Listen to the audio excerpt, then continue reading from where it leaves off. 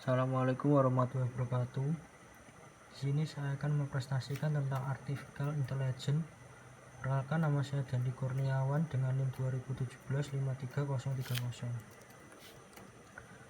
Sistem pakar diagnosa penyakit mata. Sistem pakar adalah salah satu cabang dari kecerdasan buatan atau Artificial Intelligence yang merupakan suatu aplikasi komputerisasi yang berusaha menirukan proses penalaran dari seseorang ahli dalam memecahkan masalah spesifik dan membuat suatu keputusan atau kesimpulan karena pengetahuannya disimpan di dalam basis pengetahuan untuk memproses pemecahan masalah.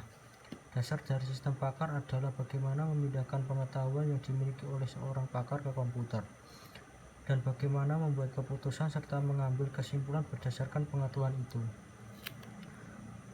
Beberapa ada model, analisis, desain, dan implementasi.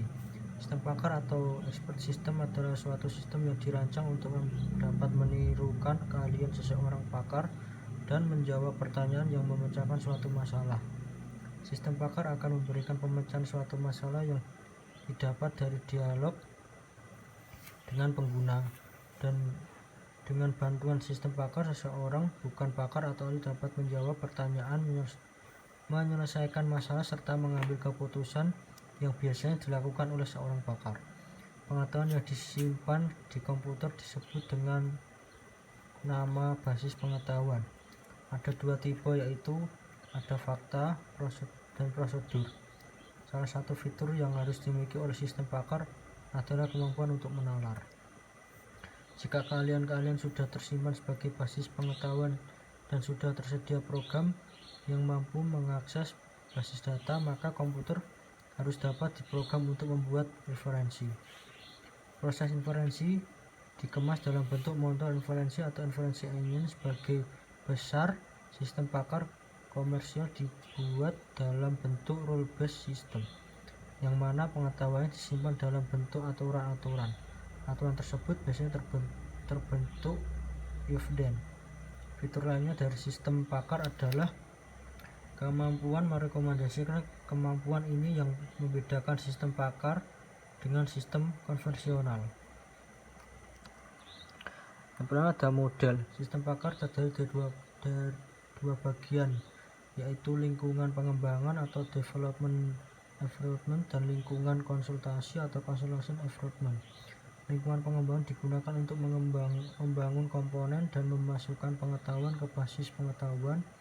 Lingkungan konsultasi digunakan untuk seseorang yang bukan ahli atau non-pakar untuk memperoleh pengetahuan dan berkonsultasi.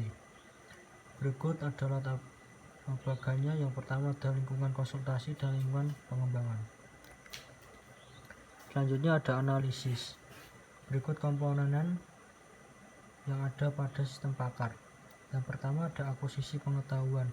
Digunakan untuk memasukkan pengetahuan dari seorang pakar dengan cara rekayasa agar bisa diproses oleh komputer dan menaruh ke dalam basis pengetahuan dengan format tertentu. Sumber-sumber pengetahuan bisa diperoleh dari pakar, buku, dokumen, multimedia, basis data, laporan riset khusus, dan informasi yang terdapat di web. Basis pengetahuan berisi pengetahuan-pengetahuan yang dibutuhkan untuk memahami, memformulasikan, dan menyelesaikan masalah. Mesin inferensi atau inferensi engine terdiri dari tiga elemen utama, yaitu ada interpreter yang mengeksekusi item-item agenda yang terpilih dengan menggunakan aturan-aturan dalam basis pengetahuan sesuai. Selanjutnya ada scheduler akan mengontrol agenda. Selanjutnya konsistensi inference akan berusaha memelihara kekonsistensian dalam mempresentasikan solusi yang bersifat darurat. Selanjutnya ada blackboard atau daerah kerja, yang merupakan area dalam memori yang digunakan untuk merekam kejadian yang sedang berlangsung, termasuk keputusan sementara. Ada tiga tipe keputusan. Yang pertama ada rencana, bagaimana menghadapi masalah. Yang kedua ada agenda, aksi potensial yang sedang menunggu untuk dieksekusi. Yang ketiga ada solusi, calon aksi akan membangkitkan. Selanjutnya ada antarmuka yang digunakan untuk media komunikasi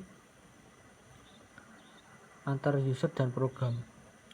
Selanjutnya ada subsistem penjelasan, berfungsi menjelaskan kepada pengguna bagaimana suatu kesimpulan dapat diambil. Kemampuan ini sangat penting bagi pengguna untuk mengetahui proses pemindahan keahlian pakar maupun dalam pemecahan masalah.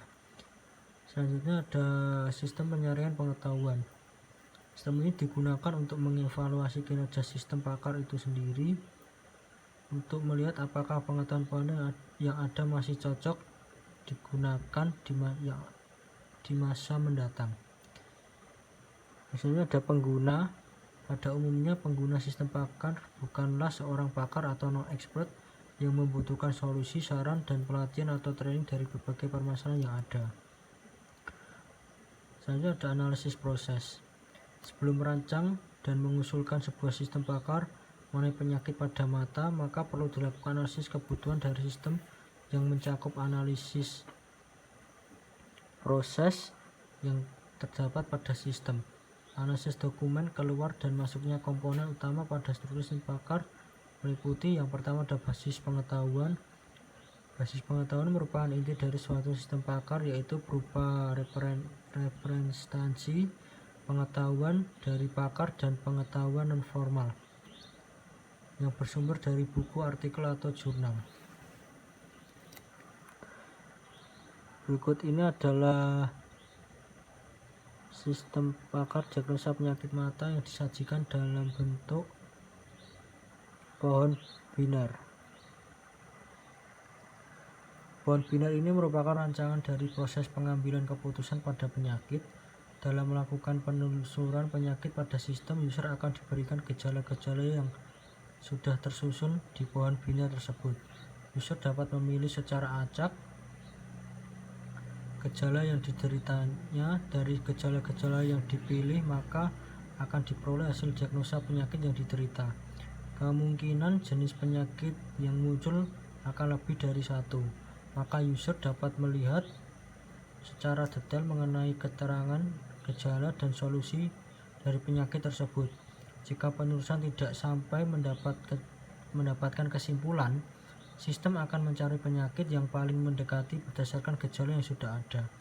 Namun jika tidak ada satupun gejala yang sesuai, maka sistem akan memberikan informasi bahwa sistem belum bisa memberikan kesimpulan penyakit yang diderita oleh user tersebut. Berikut adalah rinci jenis-jenis penyakit yang ada dalam tabel.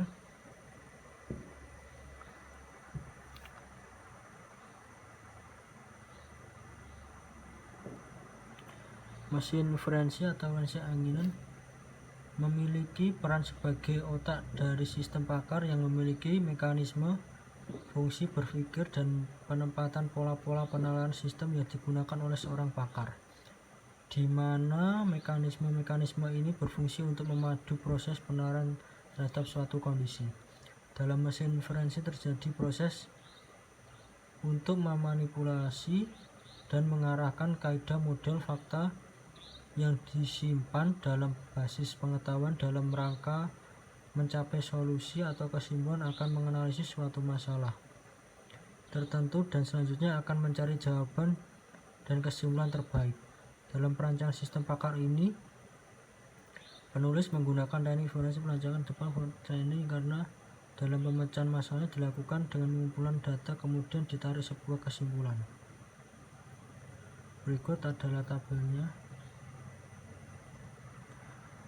Sekian presentasi dari saya. Apabila ada kekurangan dan salah kata, saya mohon maaf.